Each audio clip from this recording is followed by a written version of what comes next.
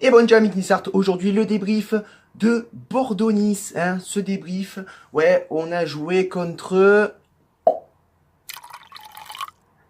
les buveurs de Médoc, les buveurs de vin rouge, qui étaient quand même bien en jambes pour ce match.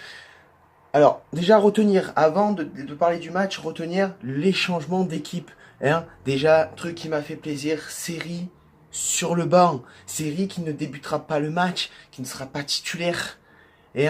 Déjà ça m'a fait plaisir. Si ça peut le faire réagir enfin, pour qu'il retrouve, qu'il se pose des bonnes questions et qu'il se mette un peu des baffes dans la gueule, ça ferait super plaisir. Ensuite, défense centrale, absence de Dante, donc défense centrale assez inédite avec un Marlon et un Sarr. Évidemment, absence de Balotelli, blessé, donc qui dit pas de Balotelli, pas de but, pas d'attaque, pas de match.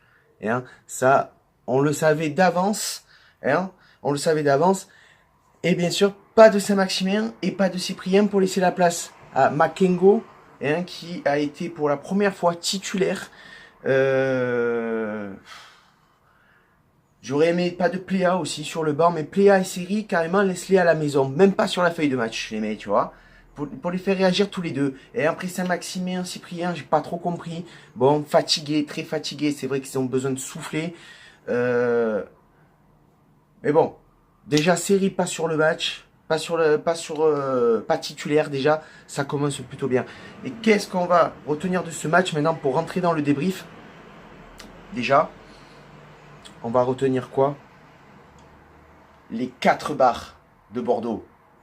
1, 2, 3 et 4. 4 barres de Bordeaux. Donc moi j'ai décidé demain, tu vois, même s'il va faire froid, même s'il va neiger, j'ai décidé d'aller dans cet endroit magique qui est l'église et de déposer pas un cierge, mais 2 cierges.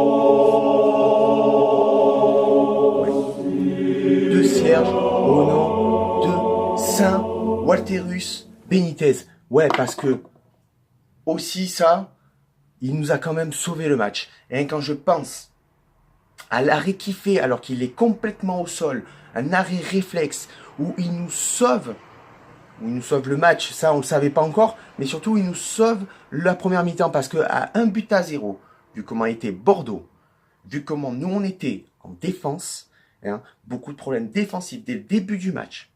On n'a pas réussi à aligner des passes. On a fait 2 relances qui a failli nous coûter le match, mais Walter Benitez était là. Heureusement, et aussi beaucoup de chance avec les poteaux. Vous avez compris. Voilà, donc Bordeaux met beaucoup d'intensité dans ce début de match. Ils jouent très haut. Ils sont aidés par les erreurs défensives et les gros déchets techniques de nos joueurs. Parce que là, au bout de 20 minutes de jeu, Bordeaux est quand même au-dessus de l'OGC Nice. Donc vraiment, ce qu'il y a à retenir de cette première mi-temps, parce que ça a été ça tout le long quasiment, c'est les mauvaises relances, le haut pressing des Bordelais qui nous faisait perdre des ballons. Pressing, on perdait le ballon, relance, on perdait le ballon, et derrière, ça faisait une occasion dangereuse pour Bordeaux. Voilà, les joueurs pour moi qui sont sortis du lot en première mi-temps, c'est Benitez, même si je vais me mettre des gens contre moi, et Les Melo. Deuxième mi-temps, le match reste toujours aussi difficile, on recommence à faire des erreurs. Et en fait, tout au long du match, ça a été comme ça. Tout au long du match, on a mal joué, on n'a pas su aller de l'avant, on a fait 2 tirs pendant tout le match. On ne s'est pas montré une seule fois offensif et une seule fois dangereux. Comme d'habitude, pas de Balotelli. Pas de Balotelli, pas de but. Comme d'habitude, ballot dépendance. Et puis après, quand tu vois que, quand même, tu as Lucien Favre qui fait rentrer Cyprien à la 84e minute, je sais plus, fin de match, ça sert plus à rien. Il fera rien. il fera rien et qu'il, pendant les arrêts de jeu, il veut faire entrer Srarfi, pourquoi? Je veux dire, fais-les avant. Fais-les avant. Fais rentrer Cyprien, ensuite fais rentrer Saint-Maximin, qui lui va pouvoir bouger cette équipe, parce que personne, à l'image, je pense, de Makengo, quand il a voulu à un moment donné, dans la deuxième mi-temps, bouger l'équipe, il n'a pas réussi.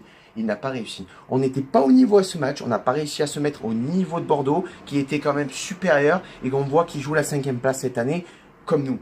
Sauf que là, commence à perdre des matchs. Parce que derrière les équipes qui sont derrière nous et un peu devant nous, ils ont fait des faux pas. Ça fait 3-4 matchs qu'ils font des faux pas. On n'arrive pas à prendre le dessus. On n'arrive pas à profiter des erreurs des autres équipes pour se classer beaucoup mieux. Voilà. Donc, match où personnellement, moi, je me suis fait chier. Personnellement, donc je ne vais pas débriefer plus que ça. Match bidon, match en carton. Et, hein, j'ai envie de dire, on va attendre le prochain match. Mais bon... Chaque fois je dis ça, chaque fois, donc là je vais rien dire. J'ai pas envie de le voir le prochain match. J'ai pas envie de l'attendre avec impatience. Hein. Donc sur ce, Amic Nissart, ciao viva, Issa Nissa la Bayeta et on espère avancer prochainement.